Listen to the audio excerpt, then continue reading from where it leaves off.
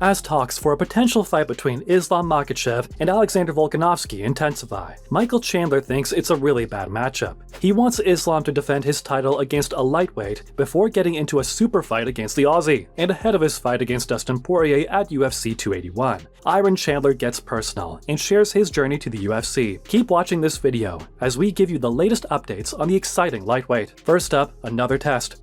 I think I'm more of a pressure fighter, so he's already said that he's going to be the matador. Chandler is no stranger to the fighting business. He knows how difficult it is, from a promoter's perspective, to fill up arenas and make profits. And when a fight like Islam Makhachev versus Alexander Volkanovski pops up, it's literally a promoter's paradise. But despite all the talks and discussion, Iron doesn't think this fight should happen. And don't get him wrong here. He isn't trying to take anything away from either of these gentlemen. All he's saying is Islam should be tested in his division before he starts entertaining super fights. Get it? How about matching him up against someone like Beneil maybe, or whoever wins at UFC 281? Because if you ask us, we don't think it's a fair fight, and we'll tell you why in a bit. But before that, we'd like to talk a bit about what Chandler had to say about Volka. Out of every fighter in the UFC, Iron thinks the Aussie is the most deserving to move up. If there's anyone who should be getting an opportunity to become a double champion, it has to be Volkanovski. Putting a lot of pressure on Mendez. Ripping to the body, drops him. That's it.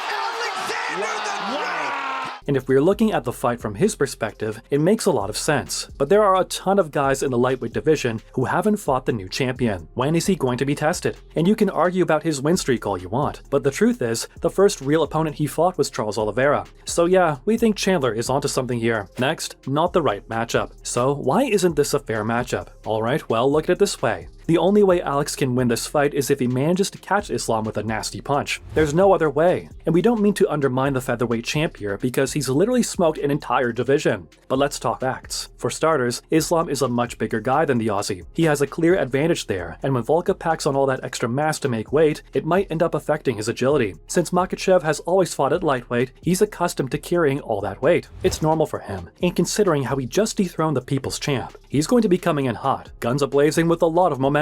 Now let's rewind and talk about that one L on Islam's resume. He got swept by a brutal strike, so unlike his mentor Khabib, everyone knows he isn't invincible. He can be shut down, but it's gotta be someone who has a lot of knockout power. Does Alexander have that much firepower to put away the lightweight champion with a single punch? We don't want to make early predictions, guys, but we don't think he has enough to put away such a durable fighter. Even if he decides to take the fight to the ground, what should we be expecting? Islam is an elite wrestler who won the title by submitting the submission king, Charles Oliveira. Moving on, not a wrong decision. Despite what Chandler thinks, he still said it isn't a bad decision since you have the first-ranked pound-for-pound fighter going up against the third. There's always going to be a good fight no matter what. It's going to be a sellout, making the UFC and both of these guys a lot of money. But a quick recap here. All he's saying is Islam should have been tested in his own decision. And considering how Chandler's been talking about lining himself up for another title fight, is this all some big scheme of his? Maybe he tried to put a hold on this fight and indirectly offered to take on the champ himself after winning over Dustin. Whatever it is, we don't think it makes a lot of difference if he's positive about getting another title shot after winning at UFC 281, because it doesn't really matter who has the belt. At the end of the day, all Chandler has to do is show up and fight for the title. Whether it's Islam or Alexander, if Iron is able to register a win over Poirier, it puts him in the driver's seat. But there's just one problem here. Any guesses? No? It's Beneil. It looks like he's got it. Match, yeah.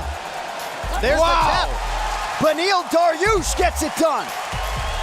His time is here, guys. Whether you like it or not, he's the most deserving fighter in the division. And if we had the opportunity to decide Islam's next fight, we would have matched him against the Iranian. Following up, built for the spotlight. If you think you know Michael Chandler, then think again. The guy has the heart of a lion, considering where he's come from. Iron comes from humble beginnings, and when he was walking down Times Square one fine evening, he saw the promo for his fight against Dustin Poirier up on the big screens. It reminded the lightweight fighter about how he came up from a small town in Missouri, all the way to a big screen in Times Square. But after taking a deeper dive into his career, we realized that Michael Chandler is literally built for the spotlight.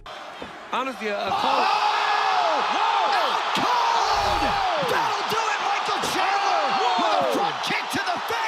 He might have a pretty average UFC record, but don't be mistaken, he's destined for the top. and while he's already 36 years old, we think his time is near, and we'll finally see him lift the belt really soon. But let's all put that aside for a second. Let's say he retires in a few years without ever getting his hands on a UFC title. Do you think that'd mess with his stardom, or would it dent his legacy? Nope. You might be new to the UFC, but if we're talking MMA, Chandler is a force of nature. He's someone you don't mess with. And once he's done with the UFC, we think he's going to be showered with a ton of opportunities since, as we said before, he's built for the spotlight.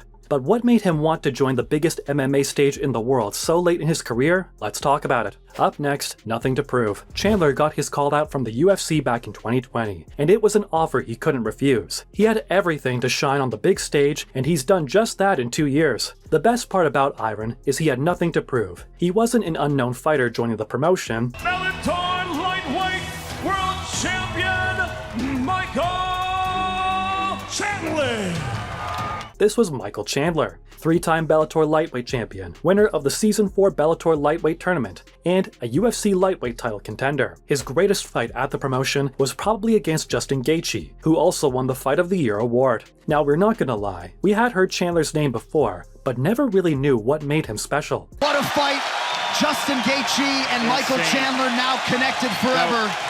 That was insane. And you knew they'd bury the hatchet. A lot of mutual respect. But after seeing him fight against Justin Gaethje at UFC 268, we were blown away. He might have lost the fight, but he won everything that night. He just refused to go down and gave everything he had. It was such a stunning fight to watch because we got to see what he's made of. But doing it inside the UFC on that platform and just showing people the heart and determination I have from bell to bell, when that cage door closes, I'm a different guy. I think Justin Gaethje saw that. Gaethje definitely saw that, no doubt about it. Also, another thing that really makes him a dominant fighter in the division is his personality outside the cage as well. Perfect position where I'm the guy, I'm gonna be the champion here in the next 12 months.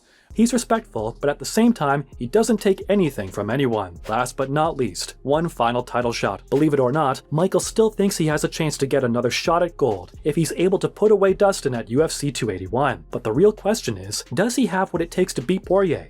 Dustin Poirier. Oh, big left from Poirier, now a right hand.